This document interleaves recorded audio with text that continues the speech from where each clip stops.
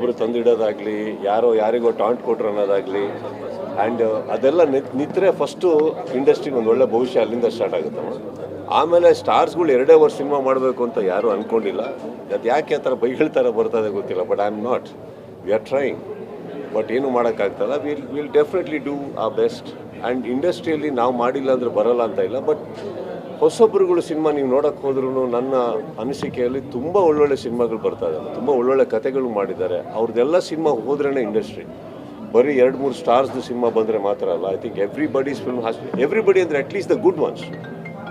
ಒಳ್ಳೊಳ್ಳೆ ಸಿನಿಮಾ ಹೊಸಬ್ರದ್ದು ಬಂದಿಲ್ಲ ಅಂತ ಖಂಡಿತ ಅಲ್ಲ. ಅದು ಏನೋ ಗೊತ್ತಿಲ್ಲ, ಇಲ್ಲಿ ಜನಗಳಿಂದ ನಾವು ಪ್ರೋತ್ಸಾಹ ಬರಬೇಕು ಕನ್ನಡ ಚಿತ್ರಗಳಿಗೆ ಅಂತ ನಾನು ಅನ್ಕೋತೀನಿ. I think industry will survive. ಫ್ಯಾನ್ಸ್ಗಳ ಜೊತೆಗೆ ಸಿನಿಮಾ ನೋಡಿ ಆ ಕ್ರೇಜ್ನ ಅನುಭವಿಸಿ ನಿಮಗೆ ಫಸ್ಟೇನಲ್ಲ, ತುಂಬ ಸರಿ ನೋಡಿ ಮಾಡಿದ್ದಾರೆ ಕೂಡ.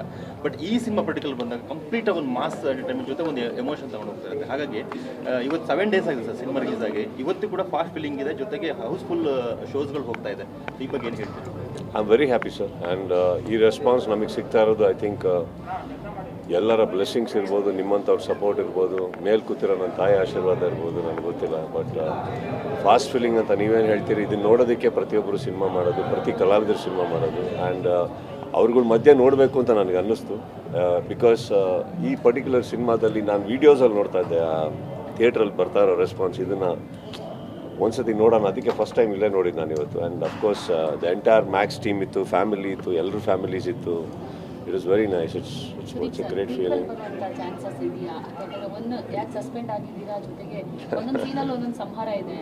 ನೀವು ಇದನ್ನು ಕೇಳ್ತಾ ಇರೋದೇ ನನಗೆ ಖುಷಿ ಆಗೋದು. ಅಟ್ಲೀಸ್ಟ್ ನಿಮಗೆ ಸಿನಿಮಾ ಇಷ್ಟ ಆಗಿದೆ ಅಂತ ಅರ್ಥ.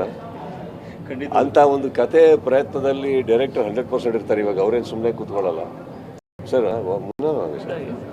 ಅವರು ಇರ್ತಾರೆ. ಸೊ ಬರೀತಾರಂತ ಅನ್ಕೊಳ್ಳೋಣ.